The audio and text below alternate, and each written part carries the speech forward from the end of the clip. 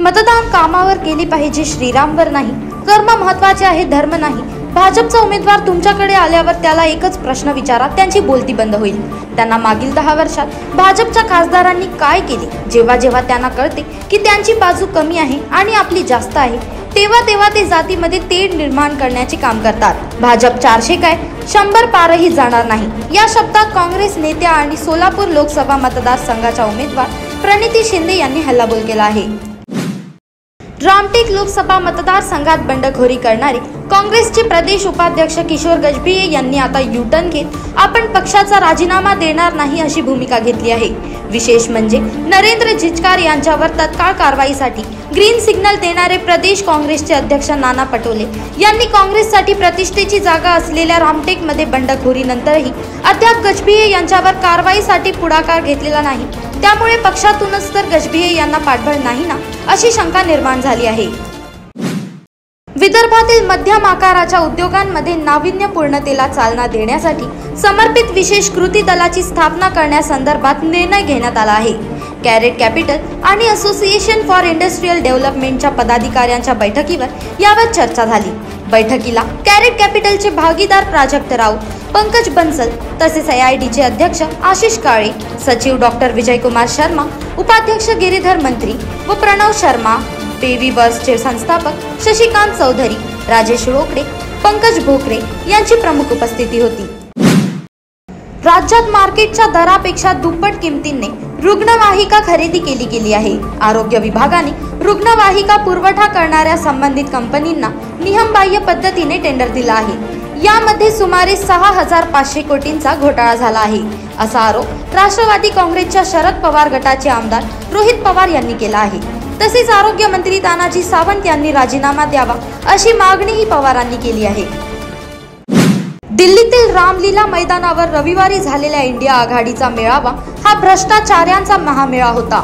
या महामेळ्यात सहभागी झालेल्या नेते मंडळींनी किती प्रयत्न केले तरी त्यांच्यावर कारवाई होणारच, असा घणाघात भाजपा मुख्य प्रवक्ते केशव उपाध्ये यांनी सोमवारी केला आहे. या महामेळाव्यात घोटाळ्याचे अनेक आरोप असलेली नामवंत मंडळी एकत्र आली होती. देश लुटण्याचा आरोप असणारे अनेक नेते दिल्लीतल्या मेळाव्यात एकत्र आले होते.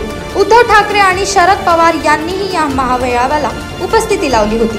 पंतप्रधान नरेंद्र मोदी यांनी देशातील भ्रष्टाचार निपटून काढण्याचा निर्धार केला आहे, असं देखील उपाध्ये यावेळी म्हणाले आहे. मॉर्निंग वॉक वरून घरी परतलेल्या दाम्पत्याच्या घरात शिरून त्यांना मारहाण करत एका आरोपीने त्यांना लुटले आहे. या प्रकरणात 48 तासांच्या आत पोलिसांनी CCTVच्या मदतीने आरोपीला अटक केली आहे. गुन्हे शाखेच्या युनिट क्रमांक 4च्या पथकाकडून ही कारवाई करण्यात आली. अजनी पोलीस ठाण्याच्या हद्दीत ही घटना घडली आहे. बागेश्वर धामचे धीरेंद्र शास्त्री यांनी मानव धर्माचे संस्थापक महान त्यागी बाबा झुमदेव यांची कार्य तसेच भक्तीबद्दल आक्षेपार्ह उद्गार काढल्याने संतप्त झालेल्या अनुयायांनी कळमना पोलीस ठाण्यात ठाण मांडीत त्यांच्या विरुद्ध गुन्हा दाखल करण्याची मागणी करीत तक्रार दाखल केली आहे. सध्या धीरेंद्र शास्त्री यांच्या प्रवचनाचा कार्यक्रम मोहाडी येथे सुरू आहे. या दरम्यान त्यांनी हे वादग्रस्त वक्तव्य केले आहे. 10 ग्रॅम 24 कॅरेट सोन्याची किंमत आज ₹68,850 असून मागील ट्रेडमध्ये या मौल्यवान धातूची किंमत ₹67,750 प्रति 10 ग्रॅमवर बंद झाली होती. बुलियन मार्केट या वेबसाईटनुसार ₹75,950 प्रति किलोने विकली जात आहे.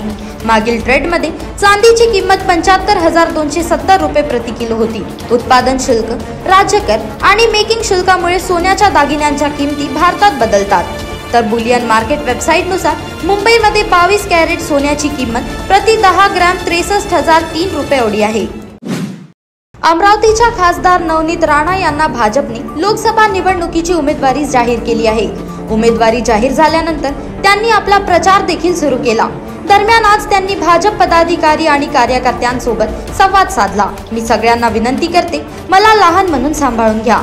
सगळ्यांनी एकत्र या. कुठे चूक झाली तर तुम्ही पुढे राहा, मी मागे राहील, असं देखील नवनीत राणा यांनी म्हटलं आहे. हायब्रिड वाहनांवरील GST कमी करण्याचा सल्ला देत रस्ते वाहतूक आणि महामार्ग मंत्री नितीन गडकरी यांनी देशाची 36 कोटी पेट्रोल आणि डिझेल वाहनांपासून सुटका करू असे वचन दिले आहे. पेट्रोल आणि डिझेलवर चालणाऱ्या गाड्यांपासून भारताची सुटका होऊ शकते का, असा प्रश्न नितीन गडकरींना विचारला असता ते म्हणाले की ते 100% शक्य आहे.